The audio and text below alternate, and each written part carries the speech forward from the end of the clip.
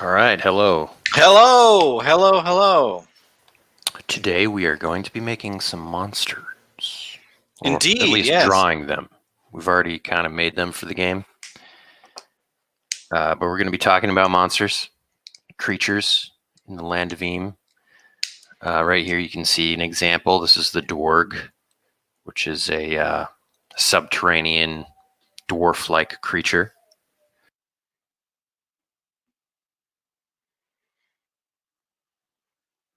You're muted, Benjamin, but welcome to the... I know, there are people outside that are super loud. So. Oh, got it. Got it. Yeah, so we're talking about monsters today. Welcome to the... I don't even... Is this called anything? Just like the Ben and James live stream of Rickety Stitch and Land of Eam stuff? Like we've never... It's called Land of Eem RPG Livestream. Oh, got it. That's what it is. That's what everyone is called that.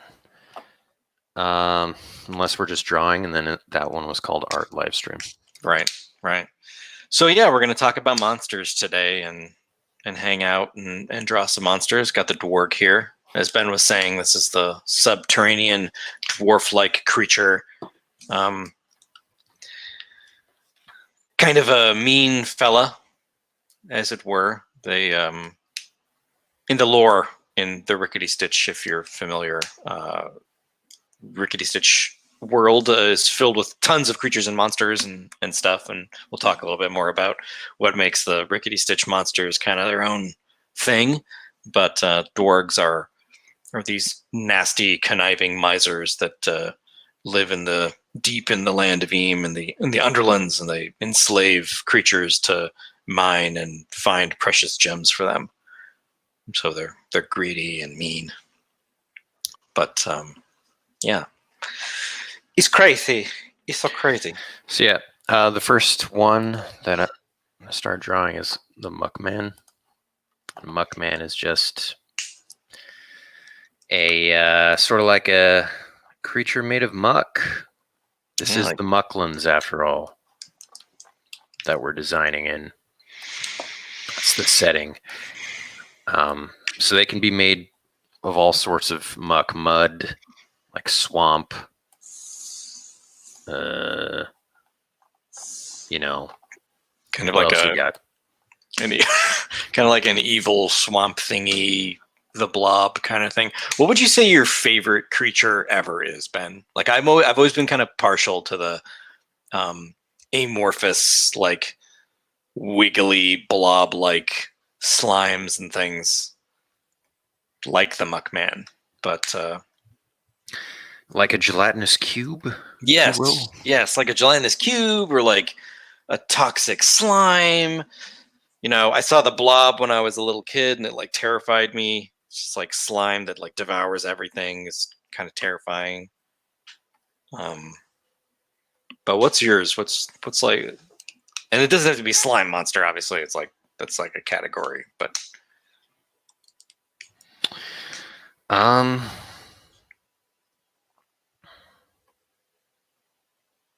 it's a tough question. Shadu? I mean, they got those classic beards. They do. Beards. Let me crack open the D&D, the old D&D handbook. The Monstrous Manual?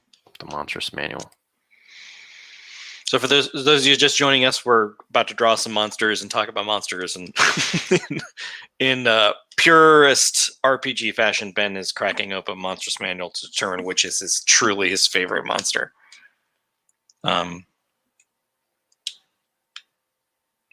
Monsters are cool. Monsters are like perpetually interesting and fascinating, I think, because it's like in the natural world, everything is like kind of knowable. You see a spider, even if it's a wacky spider, you like kind of understand the spider's thing. It's like it makes a web, or it has a tunnel and it grabs it, whatever. But with monsters, they kind of always sit outside of rationality. It's like whether it's like ghosts and goblins or Muckmen or dwarves or anything, there's just something that's slightly unrelatable to them that makes it easy to step outside of, I think, your normal day-to-day shoes. I mean, vampires, for example, it's like they're super morally ambiguous. They eat people, but they look crazy. I don't know. I think this is my favorite. The shady. Does this page have the epic typo that so long Should. ago? Yeah. If you can zoom in on the typo, it's great. Long ago, Ben and I were playing Dungeons and Dragons with a bunch of our friends, like in middle school or high school. I think high school or maybe college. I don't know. We've been playing for decades, and we noticed this typo on the Shadu page, and it, for whatever, like in the moment, it made us laugh super hard. It reads, I'm having trouble seeing your screen, but I think it says they always have beard sand mustache.s. This actually inspired Ben and I to make a Shadu-based comic when we were in high school together. And for those of you that don't know, Ben and I have been buddies since we were in the second grade, and we've been making comics and stories like Rickety Stitch essentially our entire lives. And one of the core things that we did together was play Dungeons and Dragons and other RPGs, and so Ben is sharing his favorite creature, the Shadu. I didn't realize that Shadus have an ectoplasmic form. That's what, like they're like translucent-ish, like Slimer and the Ghostbusters? I don't know, it just says psychometabolism. Ectoplasmic form. I'd like to make a note that Psychometabolism will be our keyboard guitar band. Astral projection, as you would. Mind linking.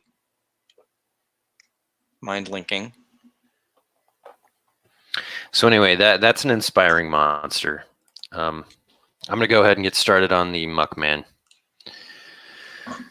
George is talking about killer tomatoes. Those are good. I actually do like the idea of killer vegetables of some sort. Yes. Killer vegetables. And they're not all equal, the killer vegetables. I feel like a killer tomato is a classic, but like a killer pumpkin, which is a melon, is particularly scary. Just because like pumpkins have the whole jack-o'-lantern scariness vibe associated with all kinds of horror stuff.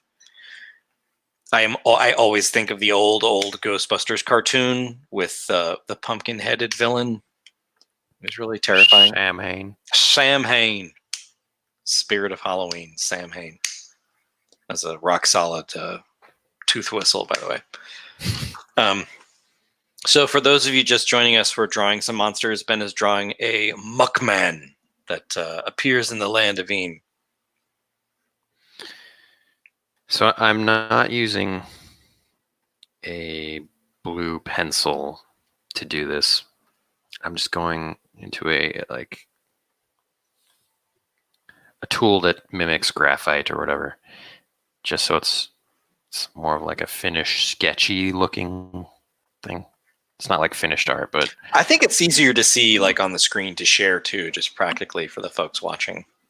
It's like, I love the Muck Man. You know, for the RPG book that we're putting together, there's going to be like final art, but we're not at that stage yet. But I just kind of want to put some more sketchy art into it for the open beta. Yeah, it helps set the tone, so when you run games and stuff, like you can get the vibe. I think it's great.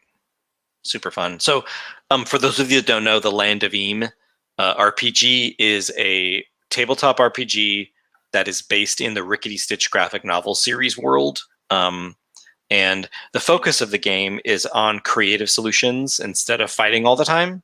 So a lot of the powers and a lot of the abilities and a lot of the world itself are all,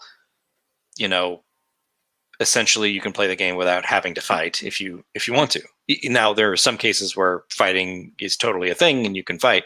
But the tone of the game is to create a world where people can talk through their problems, and that's something that Ben and I are really passionate about. And the Land of Eam is like a monster world. I mean, for those of you familiar with the Rickety Stitch series, or for those of you who aren't, I should say, it's the story of a skeleton bard who goes on an epic adventure to discover who he was when he was alive.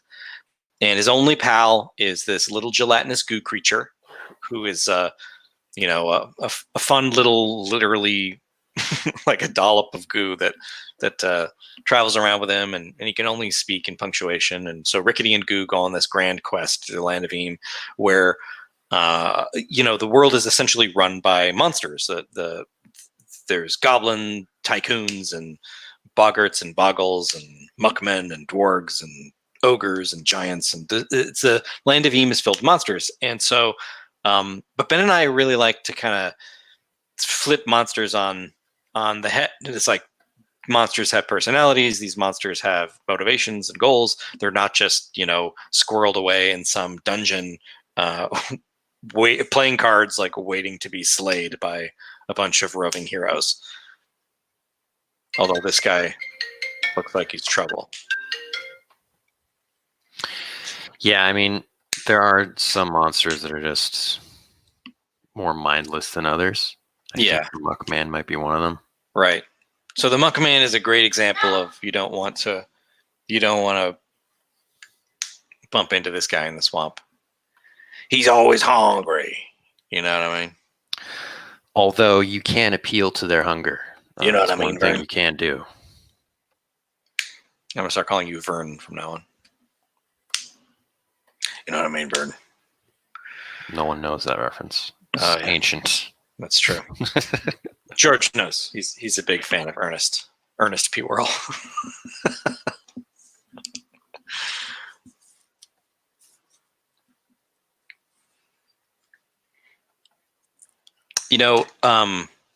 I really want to create a subterranean, like we have a lot of worm type creatures, like worms and stuff. Like I've always wanted to do recently I discovered the Flail Snail in Dungeons & Dragons. Are you familiar with this creature, Benjamin? I've heard of it. What does it do? Let me open up. I've heard legends. I've heard the legends of the Flail Snail. 5e Flail Snail. So I don't know exactly what it does, but it has an enormous shell, like a snail's head, but at the top of the head, it's got like a bunch of flailing appendages with spikes on it. And I just think it's awesome, the Flail Snail. But I don't know its lore. I want to know the story behind it. I mean, it's all about the story. I mean, that's debatable with some monsters. Well, it depends on if the story is good or not. If they've got like a cool, interesting thing.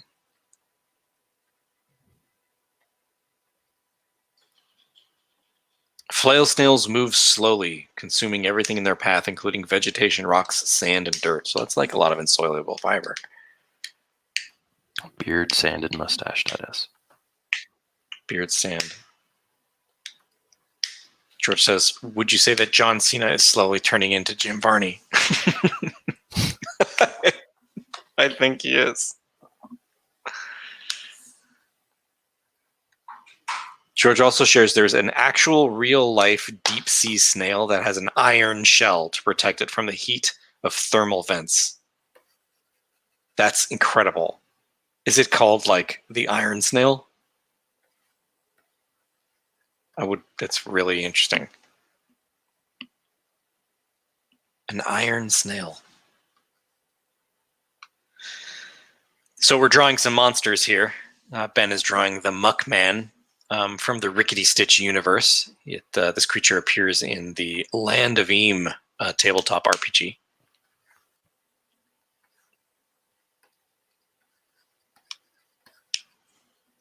Iron snail. A snail of iron. Suffering succotash.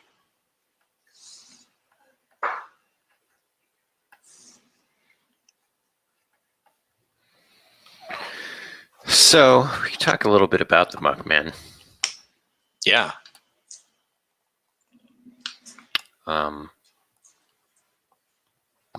We wrote like a little bit of lore about Muckmen.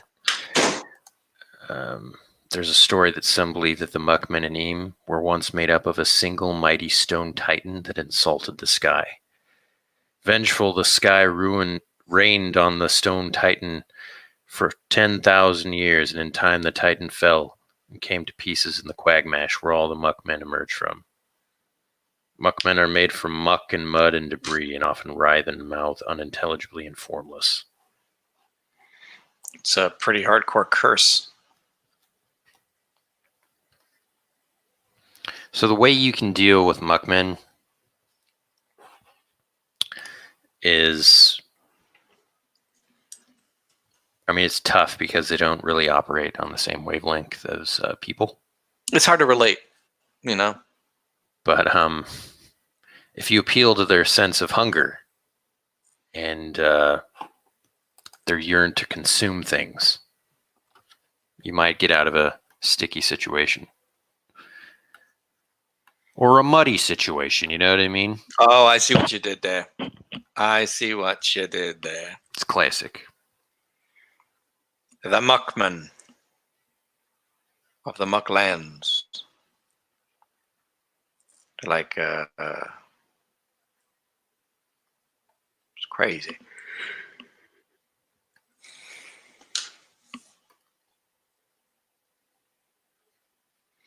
I like that they're constantly formless. They're like it's like a little bit like Clayface in Batman when he's wet and he's like not holding his shape.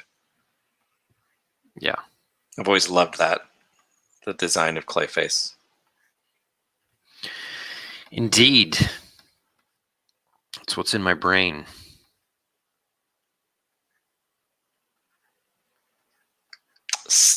It's a deep sea scaly-footed sea pangolin. I'm gonna Google this right now.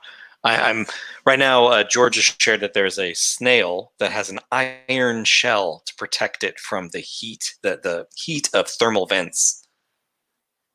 And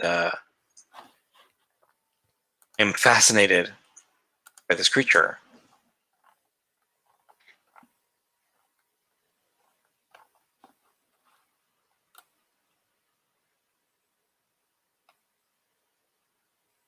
Wow. That is wild stuff. Ben is really popular today because it is his birthday. I should probably just put my phone on silent. No, I think that everyone that's calling should join the live stream and we can do big happy birthday song. That sounds fun. Oh, all right. So for those of you just joining us, we're drawing some monsters in the Rickety Stitch world. We're drawing some monsters. This is a Muck Man that appears in the Land of Eam RPG, which is the tabletop RPG that takes place in Rickety's world. You know, Rickety's kind of an interesting monster too. Like in the Land of Eam, so many of the characters are traditionally outcasts and monsters in other stories. Like you got your goblins and your boggarts and your, in Rickety's case, a singing, talking skeleton. And in Rickety's world, it's the world has kind of seen its golden age already, and now there's a state of stagnation where these monsters have kind of taken over.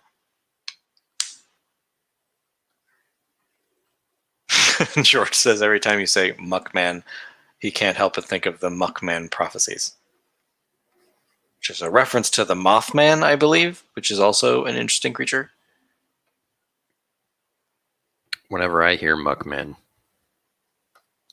I think of the Ninja Turtle guy. There's a character named Muck Man. Or how many? Didn't we like look up how many like Ninja Turtle characters there were? There's like hundreds of action figures that we'd never heard of. Like a staggering amount. There's like several I've never seen, like far beyond that of like Masters of the Universe or anything like that. Yeah, there was like a bunch towards the end of the line that were not well distributed because it was petering out, you know. Yeah, they're just cranking out crazy stuff. So a lot of those ones are pretty rare and worth a lot of money.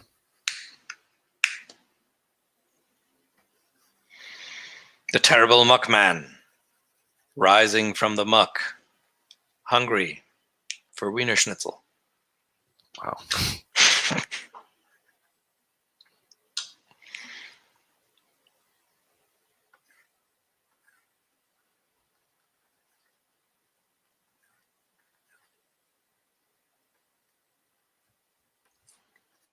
Love it.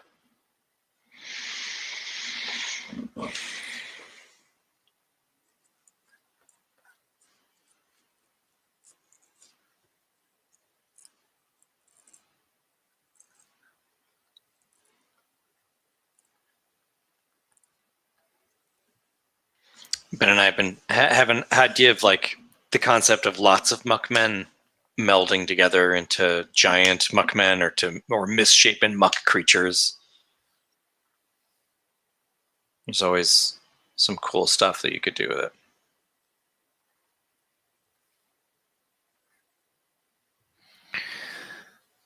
Like a Muckman Voltron. Yeah. Yeah. Giant heads, or maybe even two heads or multiple heads. Crazy stuff. There's a lot to work with, as it were. There's a huge palette of possibilities.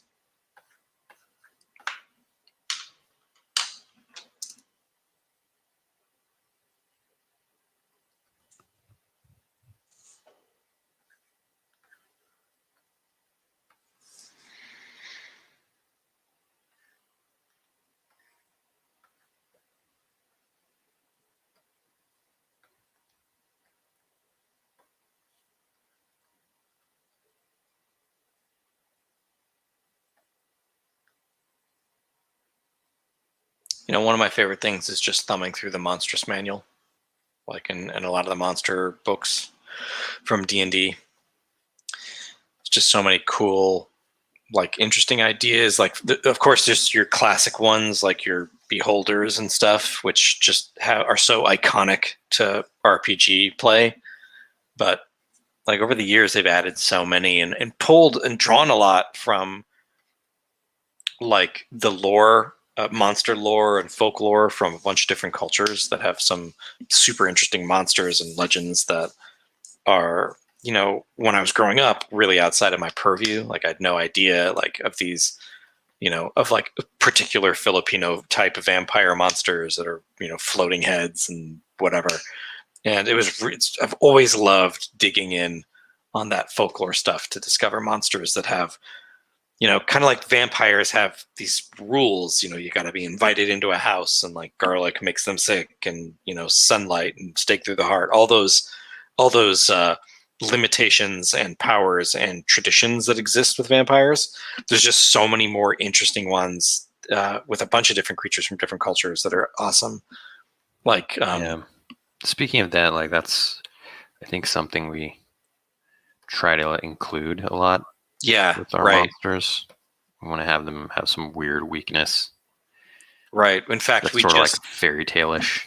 Yeah, it's something we just were working on our new project. I don't know if I can share this, but it doesn't seem like it's that critical to anything. But there's a scene with some harpies, which are the you know, they're like bird witches from Greek mythology, and in the land of Eem, harpies are phobic of apples, like they're terrified of apples, and that's kind of a play. It's like a play on the fairy tale weaknesses of a lot of these creatures, like, you'll read about like in old demons, like European like devils and demons, they had a weakness for counting. So like people would drop a bag of chickpeas on the ground, and the demon would immediately stop attacking them and have to count all of the chickpeas while you ran away. Like really interesting, cool folklore stuff. Ben and I love to geek out and see how we can include things like that into the Land of Eam and into Rickety's world and all of our projects.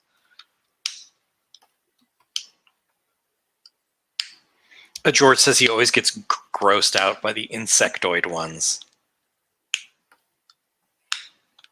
Yeah. Like spider ones are particularly terrifying to me.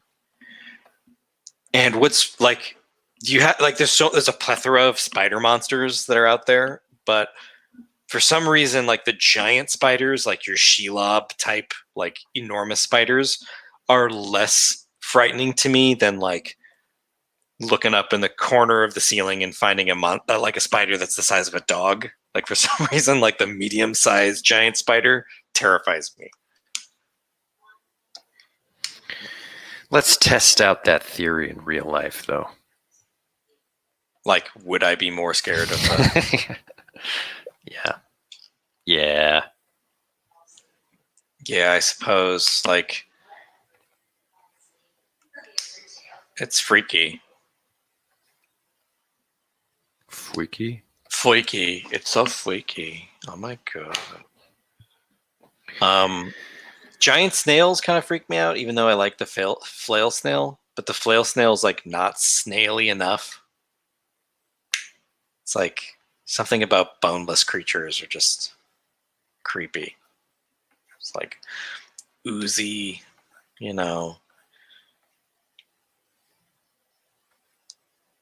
Gotta have them bones. Yeah. Got to have them bones, y'all. Although I caught a few minutes of the Neverending Story the other day, and I love the racing snail that guy has at the beginning, where he's like, Yeah.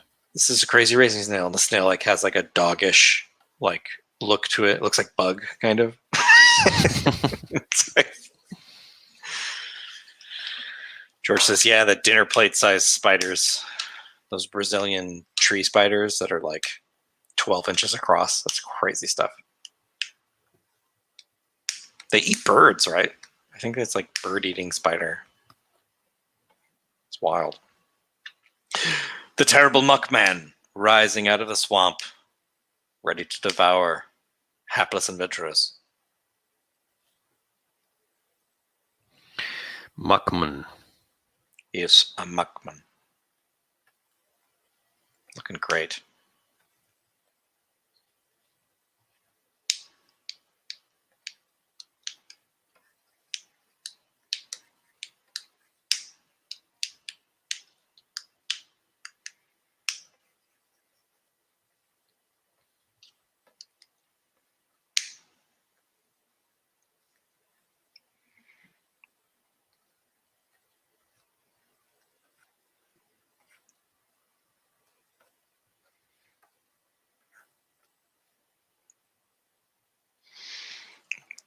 I feel like they used to make more monster movies too.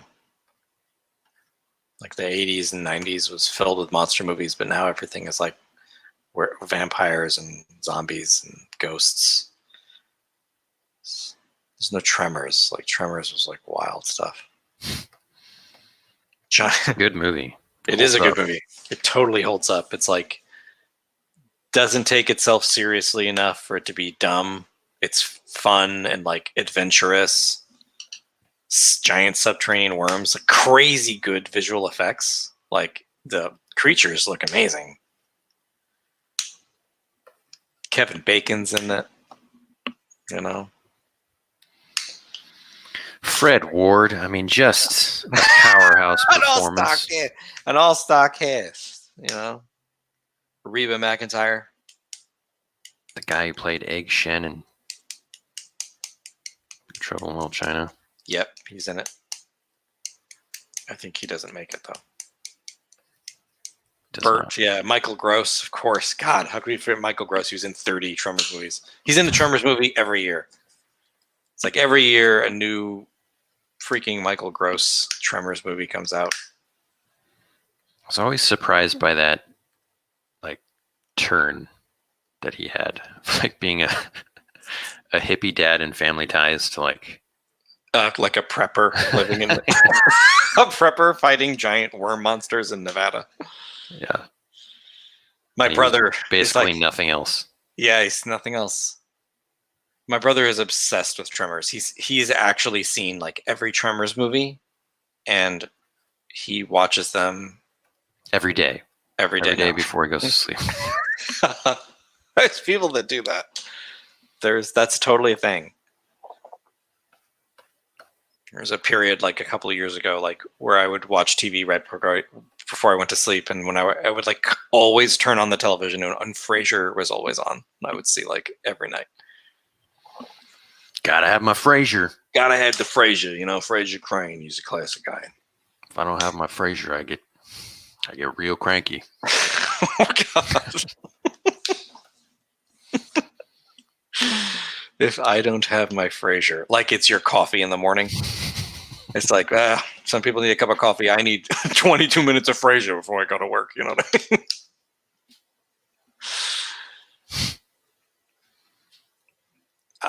The Muckman. And all of his slimy, terrible, stinky glory. A swamp monster. A classic. Yeah. I think I'm almost done here. You know, just kind of. He's pretty tight, man.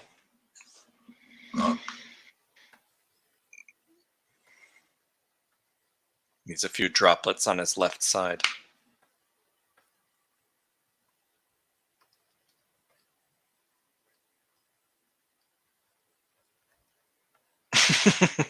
George says it's the TV equivalent of Snickers. Gotta have a Snickers. I mean, when there's a hunger inside you, 22 minutes of Frasier.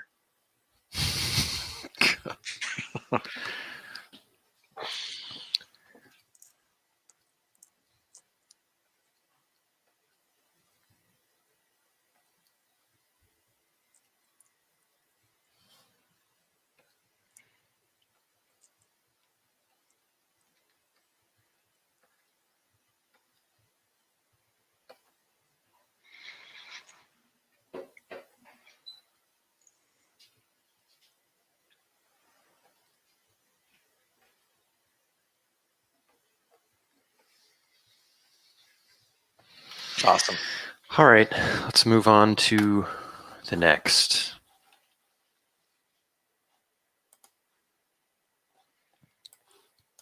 What do you think? A mushroom?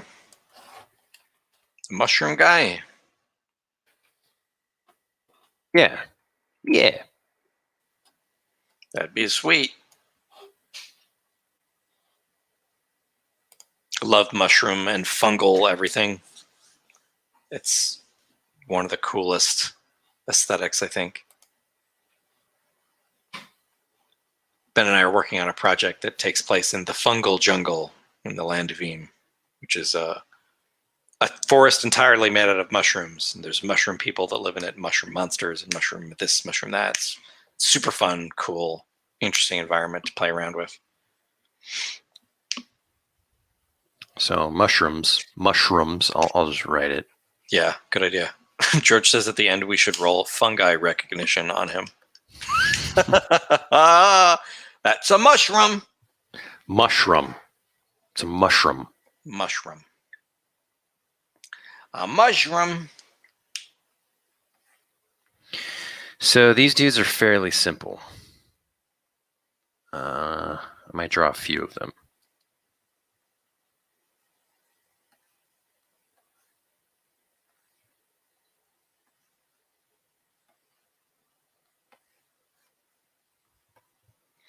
Gotta start with the mushroom cap.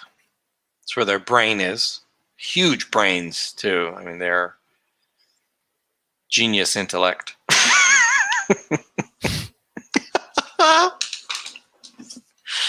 Love it.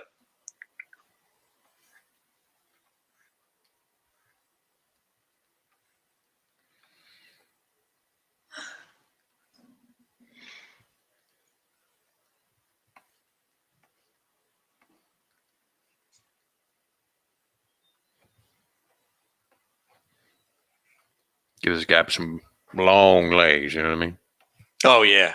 I mean, they're runners for sure. Olympic level athletes, mushrooms.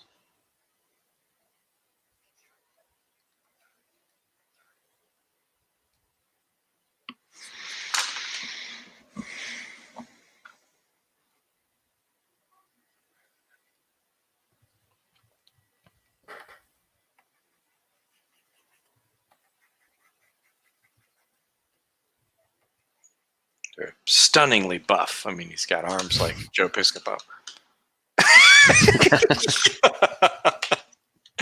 Oh, I love it. Hey. What's up? My name's Spike. How you doing? Holding his crystal-pointed spear. So mushrooms, they live in the fungal jungle, deep in the underlands. They're subterranean.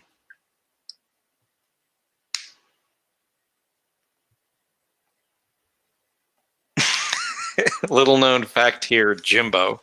Mushrooms with an even number of dots on their head are 30 times more likely to attack a party.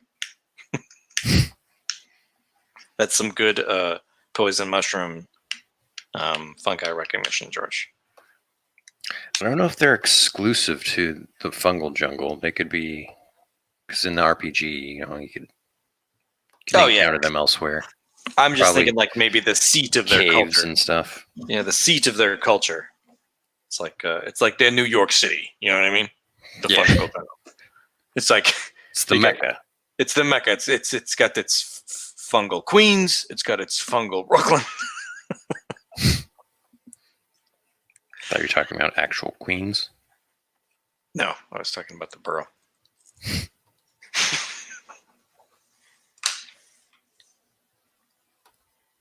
Mushrooms are probably one of my favorite creatures in the land of Eem. I love the idea of encountering them, like in the Mucklands and various places, like adventuring mushrooms that are doing their own thing.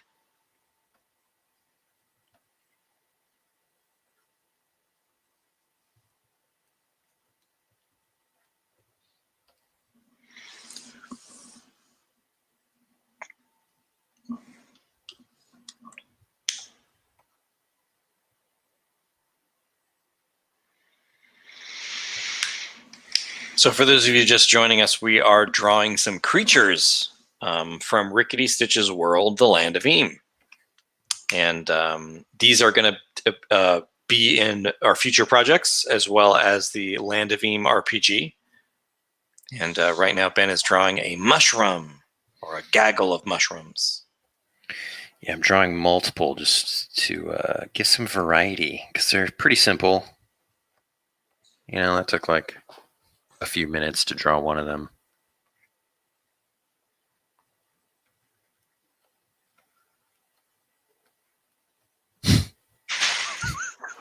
I love their expressions.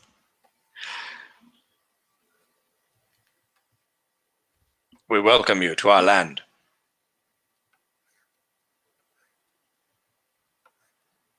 What's great about mushrooms is that there's such a wide variety of them visually and interesting. They're super diverse.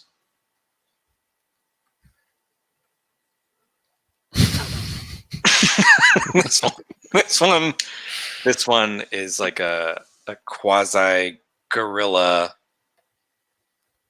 slightly homunculus-y.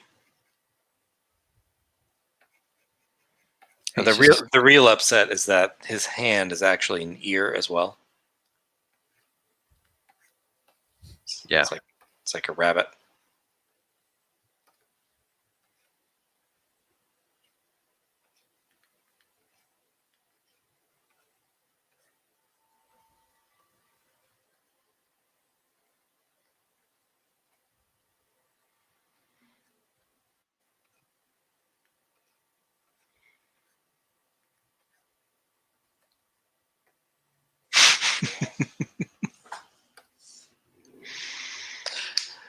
Mushrooms. George says, nomadic mushroom tribes will wander out of the fungal jungle in search of treasure. That's true. Ah, yes, treasure. They seek treasure.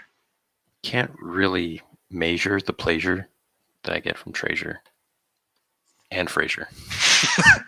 You took the words directly out of my mouth. I was uttering the same thing. It's called a callback, folks. Okay. Oh, jeez, man, that's rough. So cool thing about these mushroom people in the RPG is that, were you to fight them, which you probably wouldn't always want to, because look at these guys, but sometimes they get hungry. But if you fight them and damage them, they'll split into two and keep splitting into two until they die. How many splits is that, do you think? It depends on if they're like the level of their the enemy type, because we have champions, henchmen, and goons. So if it's a champion, if you kill a champion, it splits into two henchmen. Yeah. And so then you have two henchmen to deal with, and those will split into two goons. You kill a goon, it dies. Something you said is also kind of horrifying. It's like these guys get hungry, and looking at this image and the thought of bumping into these folks like in some rando cave in the Underlands and them wanting to eat the party boggles my mind. It's like, oh boy, we are hungry. Humorlessly approaching the party to devour them as food.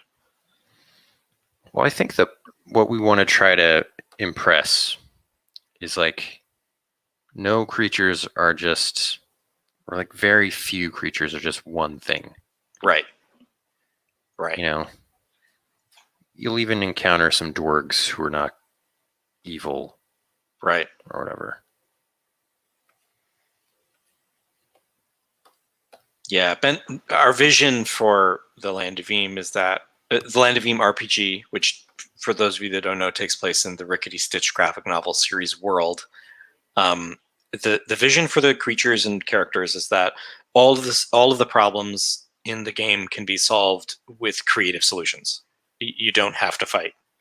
Now, occasionally you will encounter a creature that's evil or out to do you harm, but for the most case, like these mushrooms being a great example, is that these creatures you don't have to fight them. They have, look at that little guy with his smile. These you can communicate. They're like babies. It's not really a smile. It's just like a. Oh, it's like it lures you into a false sense of security, and then they devour you in the dark of the Underlands. It's just an involuntary movement.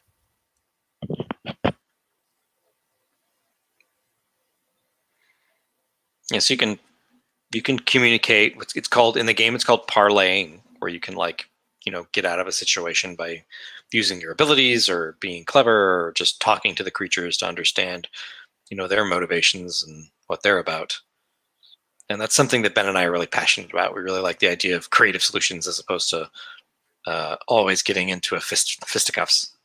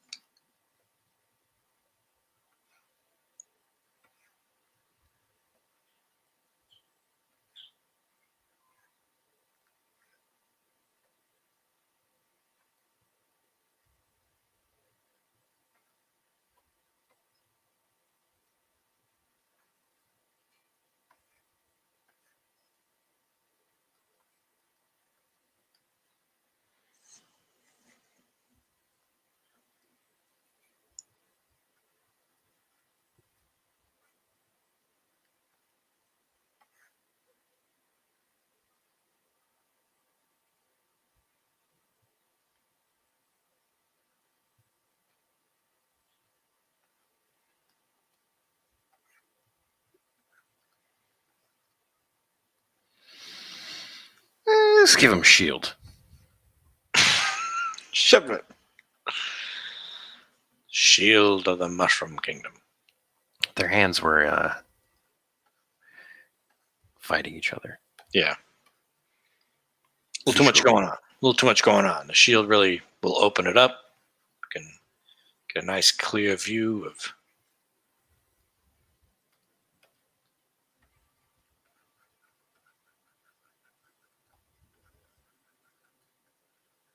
Awesome.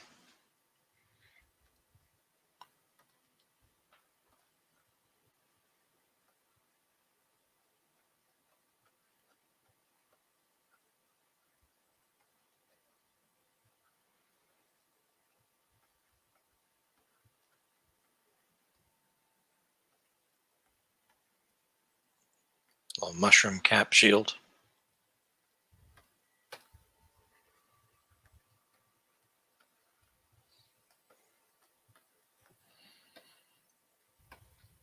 All right, there you go. You got mushrooms. Mushrooms. Mushroom.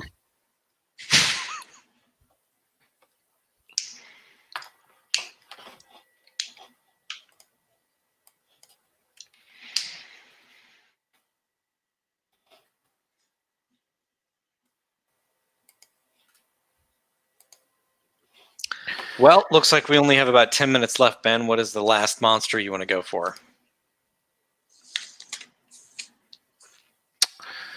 Maybe I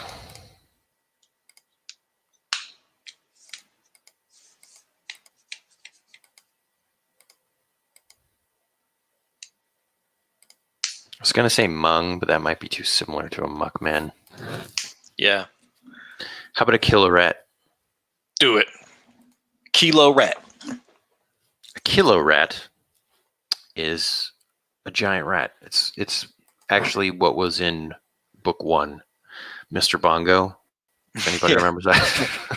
For those of you that don't, in Rickety Stitch Book 1, when the gelatinous goo is kidnapped by the terrible ogre tyrant Golo, he narrowly escapes, but is attacked by a giant rat named Mr. Bongo.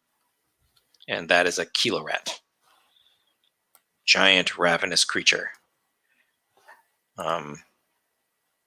And the land of Eam is full of them, because who don't like rats? You know what I mean? I know I do. I know I do. I had a pet rat as a kid for a while. You had a mouse too, right? Yeah. I got that from school. Yeah, you saved it from a snake. Yeah. Because he Ben survived. Costa. And I felt like that meant something. Had meaning that he survived. Shouldn't just be for nothing. Right. Heart of Gold, Ben Costa. But my pet rat as a kid was named Pigpen. Now, I just remembered this because I knew that you had a rat, but I couldn't remember its name, and Pigpen is perfect. All right, I'm pulling up this picture of Mr. Bongo here.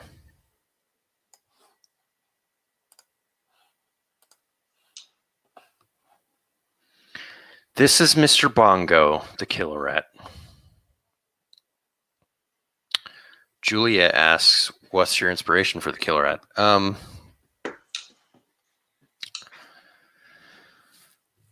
think a lot of stuff, Princess actually. Bride? Yeah, Princess Bride. Like, Princess Bride, for sure.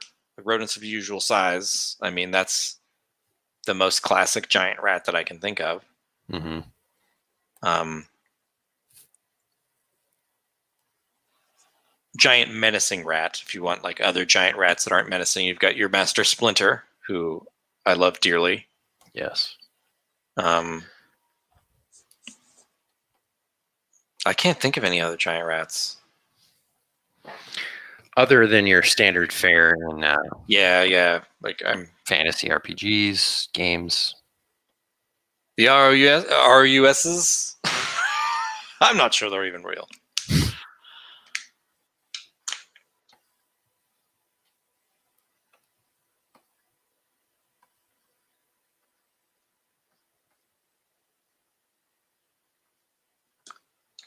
I'm not sure they're even real. So for those of you who are just joining us, I know there's only 6 minutes left before we end, but we're drawing a killer rat from the Rickety Stitch Land of Eam game. It is a giant carnivorous rat that wants to eat all the food and all the trash.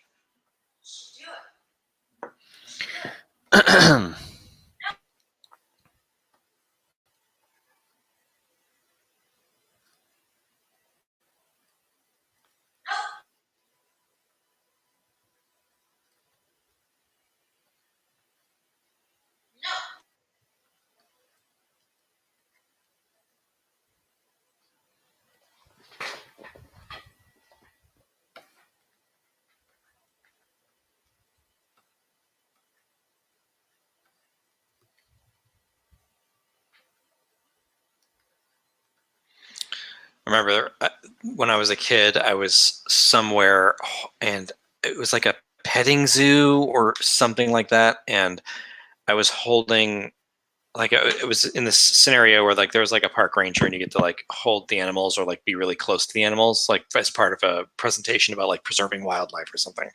And I don't remember what it was, but it was like, it wasn't a rat or a possum, but it was like a shrew or something. It was like a big-ish rodent. And the size of its teeth, it's like yellow teeth coming out of its mouth, blew my mind.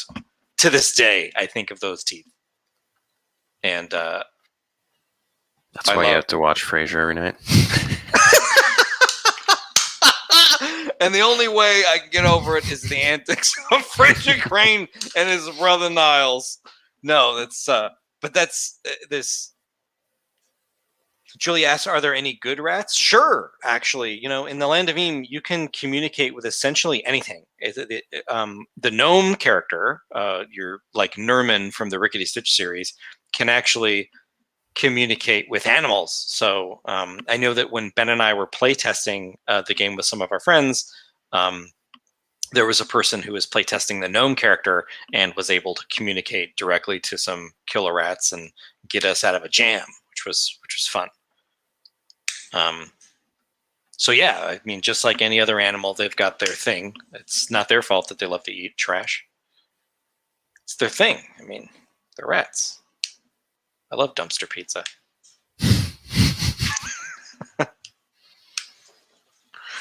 Look at them choppers, Georgie says.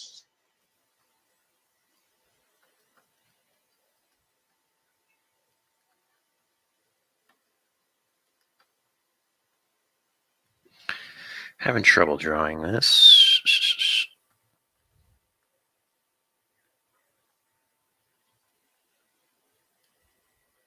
It's got kind of a wolfish look to it, like a Chuck E. Cheese has gone nuts. Chuck E. Chuck E. Cheeses. It's where a kid can be a kid. I always thought it was Chuck E. Cheese is where a kid can be a kid. But it's just Chuck E. Cheeses. Chuck E. Cheeses. Yeah. It's got an apostrophe there. Oh, what's the E stand for? Does anybody know? Chuck E. Eduardo. I don't know if you're serious or not. Is that true? I think it's actually entertainment. Chuck. And I'm not kidding. E. Cheese.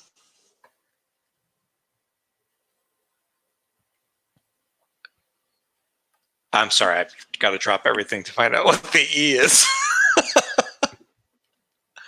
Chuck E. Cheese. Entertainment. George, he confirms it.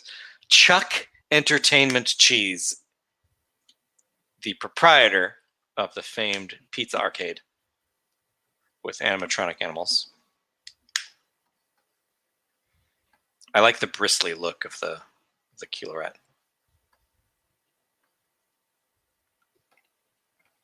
Imagine these guys living in the sewers beneath Bog Town or Junk Town, doing their thing,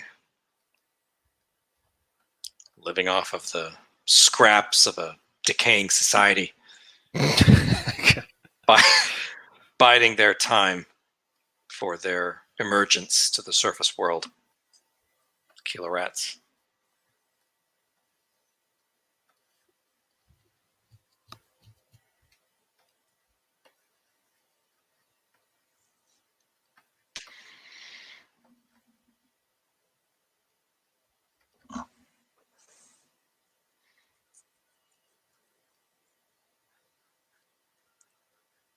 Was your mouse's name Widget, Ben? I think so. I didn't remember that, but that sounds right. Like Widget the World Watcher. Yeah. It's like talking about a bunch of TV that no one on Earth remembers. Widget the World Watcher. Wow. He's a little purple guy, right? Mm-hmm. You know, I don't He's all think about saving the environment. Oh, right. This is 90s, like early 90s, right? Yeah. Wow. Widget the World Watcher. That was the time of like Green Avengers. You had your Captain Planet, your Widget the World Watcher. Toxic Toxic Avenger, which is kind of a weird way to go about it. It's like Toxic Avenger being an animated show always kind of wigged me out because like I had seen it when I was a kid, or like had seen the edited version that can be watched by people. Well, there's a whole like precedence of that, like RoboCop, Yeah, Rambo. Yeah. Right. These are all made into animated shows. Yeah, and like the more actiony, although even Rambo 2 is like super political and like dark. Dude, even Police Academy. Like, Yeah, Police Academy. Police Academy 1 is not for kids. The others are definitely much more kid friendly, but the fact that all of those super not for kids properties became animated television shows is really interesting. That I don't think that would happen today. It's like, oh yeah, Game of Thrones, the cartoon. I mean, it's just they just want cash. That's all it was. I guess. And they would transfer easily to like toy lines and stuff. Like RoboCop. It's really weird.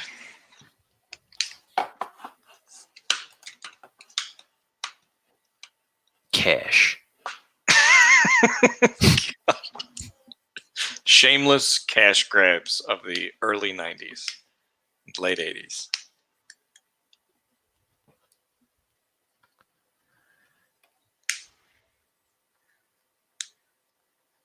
George says, my girlfriend, when trying to remember Master Splinter, kept calling him Sensei Rat. The Sensei Rat. What's his name? I think it's Splinter Entertainment Cheese. I think that's what it is. His name is Hamato Yoshi. That's true. No, it's Master. In the cartoon. Yeah, in the cartoon is, and in the movie, his master's name is Hamato Yoshi. Hamato Yoshi versus Oroku Saki. Julie says she loves the killer rat. Thank you. I'm having trouble just like making its mouth, because in the comic, it's like 4 giant teeth that don't need to close. So what I'm struggling with here is closing the mouth.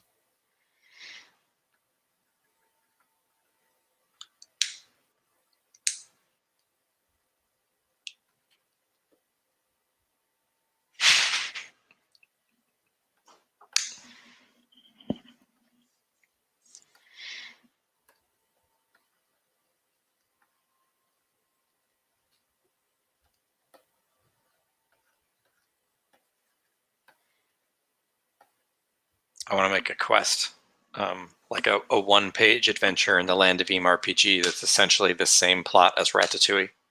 It's like a killer rat living underneath like an Italian restaurant who wants to be. Is it an Italian restaurant or is it just like, oh, it's a French restaurant? Ratatouille, of course. What am I thinking? He just wants to be a chef, you know? He eats the bones of sous chefs that didn't make it above, but be great. It's canon already, dude. You just willed it into existence. That's how easy it is for something to become canon in the Land of Eam. Especially in the RPG. Yeah. Just speak it. Speak it. And it's true. We want this to be the most collaborative things. Mexican pizza restaurant. Wow. Georgie. It's a callback of like, what, 7 years? 6 years ago. Mexican pizza conversation. Is that entirely created by Taco Bell? Or is it based on something that exists? Because I know none of Taco Bell is like actually Mexican food. Except for perhaps a taco, but even that is like not a real taco. But it's all based on something. Except for maybe a Crunchwrap. Based on lies. Okay. Based on lies. It's based on lies. It's because they didn't have a killer ratatouille. Make it up their menu. Love the whiskers. George says, I highly doubt it's based on something. Yes, George, I'm in agreement. We're all in agreement.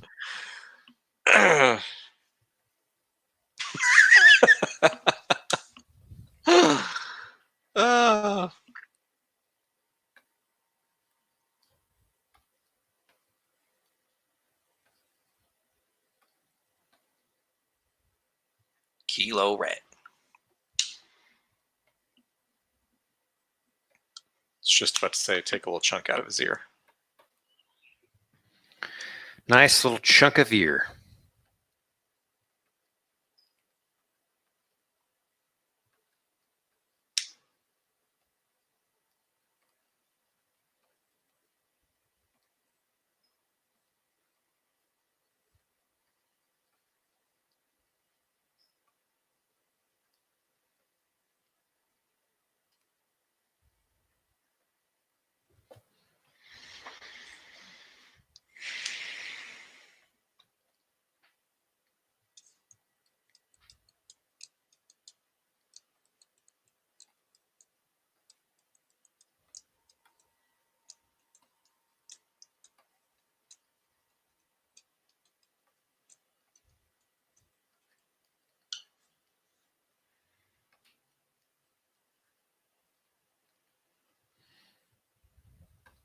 Look at that guy.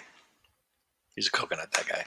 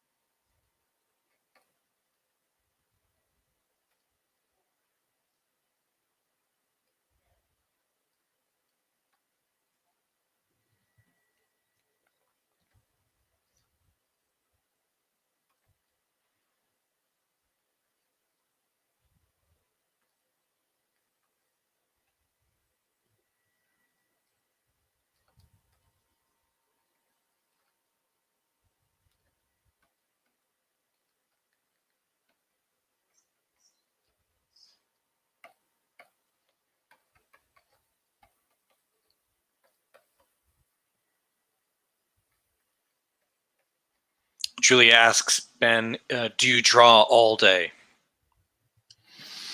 I do not. I'm one of those people who I really only draw for a purpose. And I know that sounds bad, but it doesn't sound bad. It just I enjoy drawing when it's like for a story or for, in this case, a game. I'm not really one to just sketch unless like I'm sitting. I would sketch all day, like during class in school. My notebooks would just be full of drawings. But otherwise, I mean, maybe that has a lot to do with it being my job lately, for the last several years. So I don't go out of my way to just sketch because I'm drawing all day to make the book. Yes, in that sense, I do draw all day. But on a day off, I don't draw all day. One thing that we'll do is we geek out about optimizing drawings. So, like, for example, this sketch will be put into the beta book of the Land of Eam as a placeholder for like the final Killer Rat art, and we'll occasionally, like Ben will, like we did another art stream a couple of weeks ago where Ben was designing characters that will be used in additional books and additional series and sequels and whatnot. So we kind of like, we geek out about, okay, like how can we optimize this so that this sketch can be utilized and turned into essentially Rickety Stitch canon. We find that super fun. Yeah. Indeed. Like lately I've been sketching magical items and stuff, like designing magical items for the game. And I like to do that when I'm just kind of sitting around watching TV or hanging out.